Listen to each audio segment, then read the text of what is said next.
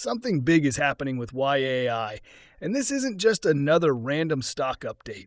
In fact, what's unfolding here could quietly reshape how investors look at ownership, control, and opportunity inside this small-cap AI and Web3 story.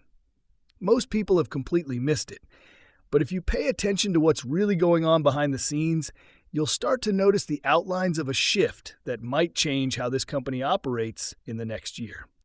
I'm not saying this stock is about to explode or that anyone should rush into it, but what I am saying is that the structure of the business, the deals, the cleanup, the insider control, feels like it's leading towards something different.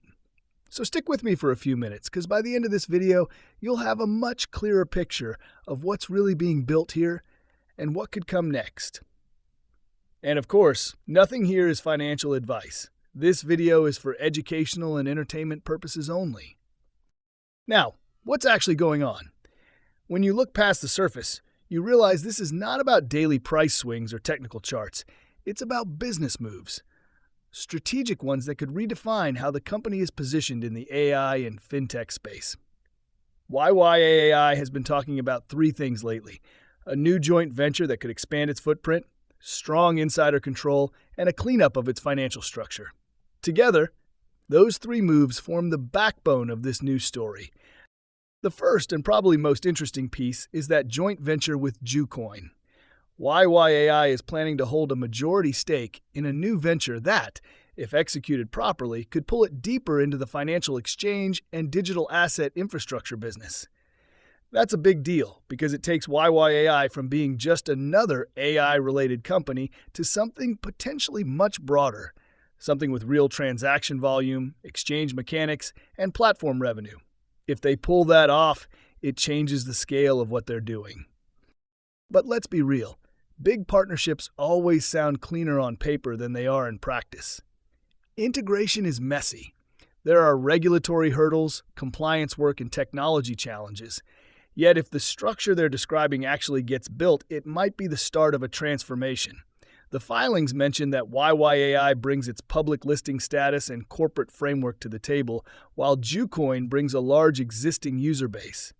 That combination, if handled right, means more reach and more credibility, but it also means more responsibility. Public companies operating in exchange environments have to be transparent, audited, and accountable. That can increase trust, but also bring higher operating costs and pressure to keep reporting standards strong. Now, the second part of this story is ownership. The company says insiders control the majority of the shares, leaving only a small portion for public trading.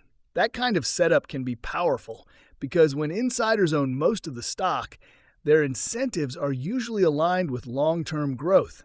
They're not flipping shares every week, they're building for years. It can reduce selling pressure and bring stability. But there's another side to that coin. It limits liquidity and can make the stock volatile.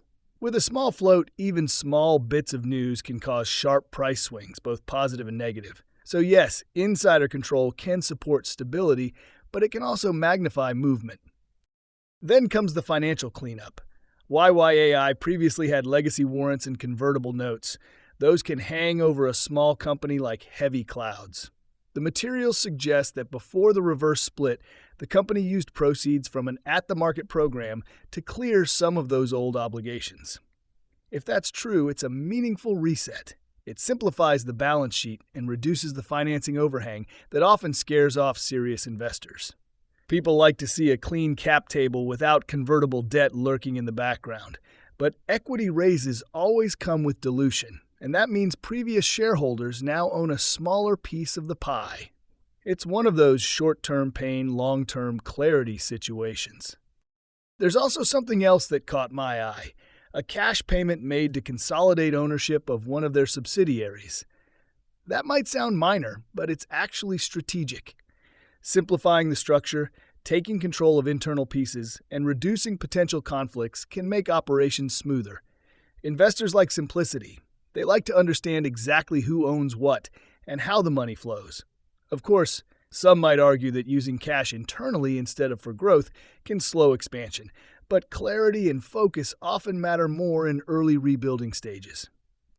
Another interesting part of the story is that the authorized share count appears fully used, meaning the company can't just issue more stock without shareholder approval. For investors, that acts as a bit of a safeguard. It limits the ability to suddenly flood the market with new shares. But again, there's a trade-off. If the company needs cash later for new projects, it'll have to go back and get approval. That debate will come up again if growth demands more funding. It's not necessarily bad, it just means capital planning has to be smarter and more transparent. Then we have the reverse split and CUSIP change. A lot of people hear reverse split and instantly think bad news, but not always. A reverse split doesn't change company value directly, it just reduces the number of outstanding shares. But it can help meet listing requirements and clean up the shareholder structure, which can make it easier for the company to work with larger financial institutions or new partners. Still, for that kind of move to mean anything, operating performance needs to follow. Otherwise, it's just a cosmetic change. So where does this all leave us? To me, the question isn't, will the stock go up? It's, can the company execute? Can they show progress with the Jucoin partnership? Can they move from concept to cash flow? Can they communicate in a way that builds trust with the market? Because execution and transparency are the real currencies here. Investors respond to clear updates, licensing milestones, user migration numbers, and actual revenue movement. When companies deliver that kind of detail, rumors fade and fundamentals start to matter again. And let's not forget valuation. If YYAI is about to become a majority owner in a large joint venture, the market will start asking tough questions. Who's funding the early losses? How are profits and costs shared? Does majority control mean YYAI is also on the hook for ramp-up expenses? If the partner provides strong capital backing, early losses could be manageable. If not, margins might stay tight until scale kicks in. That's why steady communication from management is so critical. It helps the market model the risk correctly. At the same time, by clearing out those old convertible notes and warrants, YYAI might be setting itself up for cleaner performance metrics. Without those overhangs, investors can actually see what's happening in the core business instead of worrying about constant dilution. That kind of transparency tends to attract more long-only fundamental investors, but only if the operational numbers start to look solid. There's also the question of how the company positions itself with U.S. markets. If YYAI is essentially offering the regulatory and compliance backbone that allows international partners to access U.S. capital markets, that's a valuable niche. It's like being the bridge between global digital asset networks and American investors. But with that comes responsibility. Tight controls, proper auditing, and maintaining trust. Any misstep there can hurt reputation and valuation. So a strong internal control environment isn't just good housekeeping, it's a valuation driver. Finally, back to the trading dynamics. With such a small float, this stock can move violently in either direction on even modest news. A single press release, an update about the joint venture, or a new filing can create huge percentage swings because there just aren't that many shares trading. That can be exciting, but it's also risky. The real stability won't come from hype. It'll come from consistent, measurable progress. Pulling everything together, the picture that emerges is this. YI is trying to reinvent itself through three big steps. A potential majority stake in a large fintech venture, heavy insider ownership that signals long-term alignment, and a financial reset aimed at removing old obligations. If management delivers on even part of that plan, the company could be positioned very differently a year from now. But execution risk is real.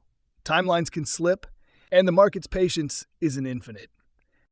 So as you watch this unfold, remember, markets reward clarity, not promises. If YYAI can turn its framework into visible milestones, revenue traction, licensing, and real growth, the market may start to value the fundamentals instead of the noise. But like always, no guarantees. This video isn't a recommendation or a prediction. It's simply an analysis of what's publicly available. All investing involves risk, and past performance doesn't guarantee future results. I'm not here to tell you to buy or sell anything. I'm here to help you think critically about the data and the direction. Because at the end of the day, the only thing that really builds long-term value isn't hype. It's execution, transparency, and results.